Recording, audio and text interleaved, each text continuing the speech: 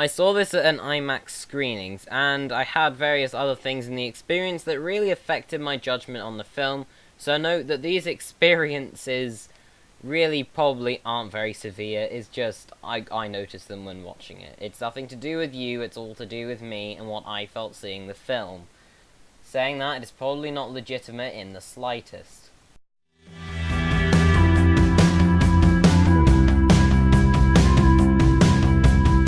So Fantastic Beasts came out yesterday, and I saw it yesterday.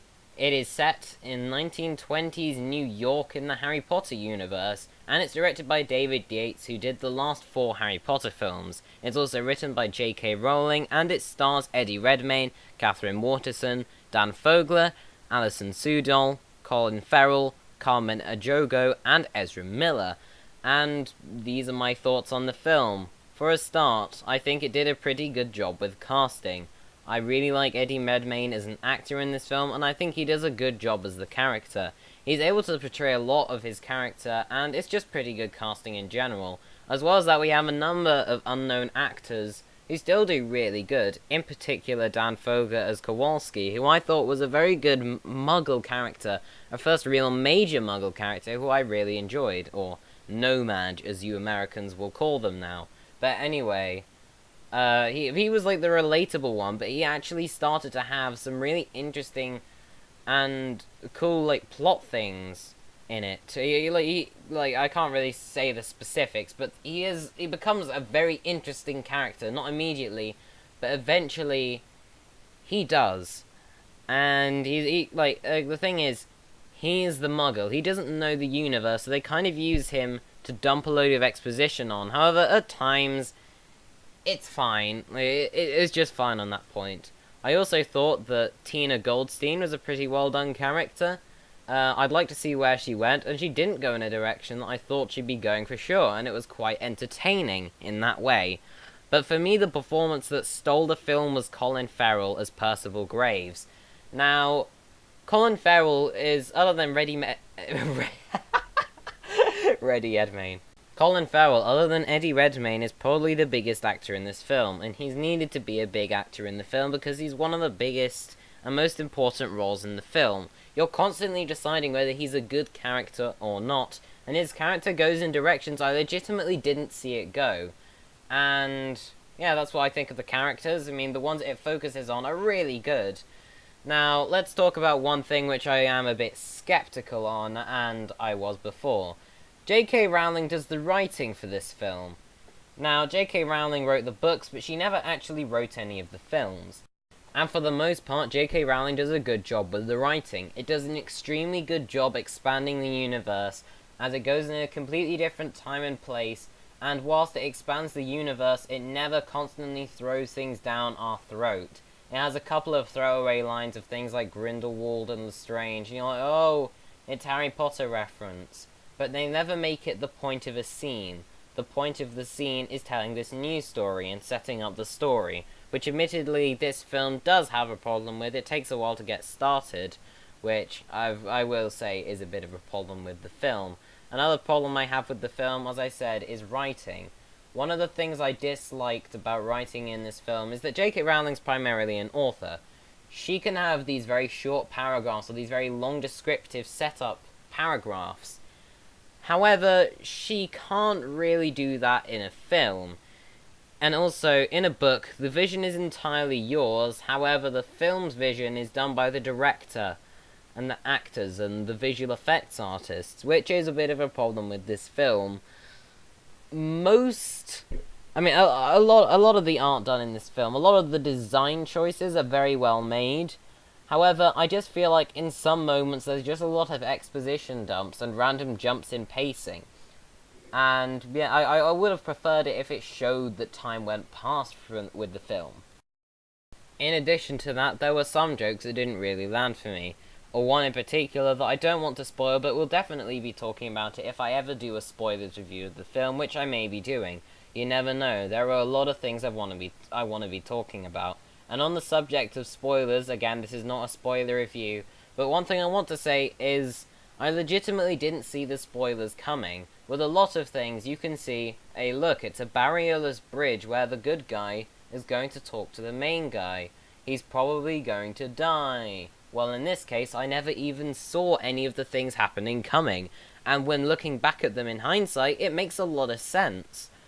Which I have to say is pretty good of the film. I mean, I am a Harry Potter fan. It's one of my favourite franchises out there, and I didn't see really anything. Like, I really didn't see anything coming. Not those two big twists. You'll understand what those two big twists are in the film. More stuff on the topic of writing, which is that it spends a lot of time setting up stuff, and another thing that it spends a lot of time setting up is it spends a lot of time closing down. It's not as bad as Return of the King, where it has, like, its own section of the film, which you could say is the endings, but it still is pretty bad in terms of endings. However, the thing that I did appreciate about the endings is that it needed some finality, and it never directly went, let's set up a sequel. This is not a set-up sequel film. This is telling its own story with a sequel that could very easily be implemented. And as I said, a lot of the film is wasted attempting to set up the universe and the franchise, which I do have a problem with. However, here's where the experience part comes in, which is, I had quite a lot of water before walking into the cinema, and it really made the ending feel longer. I'll just say that, you probably understand what I mean. If you don't, whatever. In addition, its opening doesn't really make much sense. Its first scene doesn't really mean anything to the plot until the very end, but I can't talk about that because, as I said, this is a non-spoiler review. The magic was done really well in this film. It had very realised magic, and I really enjoyed seeing Eddie Redmayne do his stuff. In fact, Eddie Redmayne may be one of the better things in this film.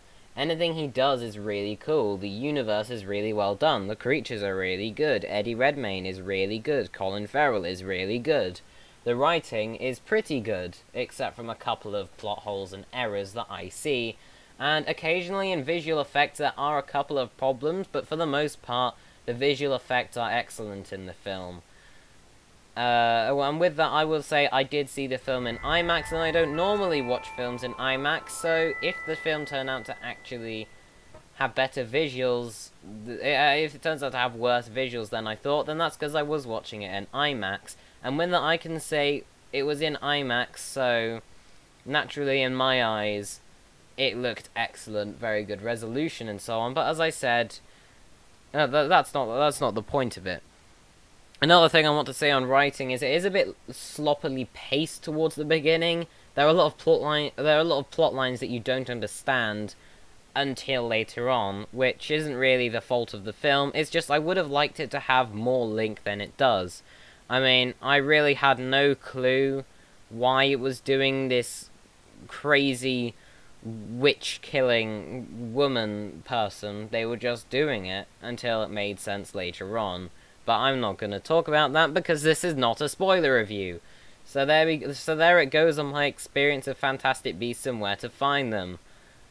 I'd say it's a pretty great film, to be honest. It has excellent characters, excellent acting, and pretty good writing. As well as that, the visual effects are really good, and I think it does a good job setting up a new franchise, whilst also adding to it a lot. One of the things that I like most about it, however, is the twists, which I really didn't see coming. And lastly, another thing I want to say about Fantastic Beasts and Where to Find Them is that I kind of want to adopt every single creature in this. With the exception of the weird tentacle thing and the Obscurus, I would absolutely love to adopt a Niffler or a Bowtruckle. But anyway, I'll talk more about this film in a spoilers review that I'll probably do, and if not, well, tough. You'll probably know what I'm talking about here. But anyway, so with that, guys, I'm going to give this movie a 5 out of 5. Why? Because I liked it. Deal with it. And that's what I'm going to say about Fantastic Beasts and Where to Find Them. So, did you guys enjoy it? Because I had a blast watching this film. It's one of the best films I've seen in the cinema this year. But yet again, I haven't seen many films this year. I've seen quite a few films this year, and this is definitely a highlight of them. And it's the second best magic movie of this year.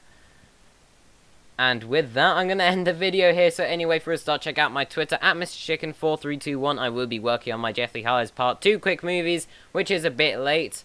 But, I'm sorry. And then lastly, guys, if you guys enjoyed this video, be sure to subscribe, like, and comment. Check out my gaming channel, Mr. Chicken167, and I will see you guys later. Bye-bye!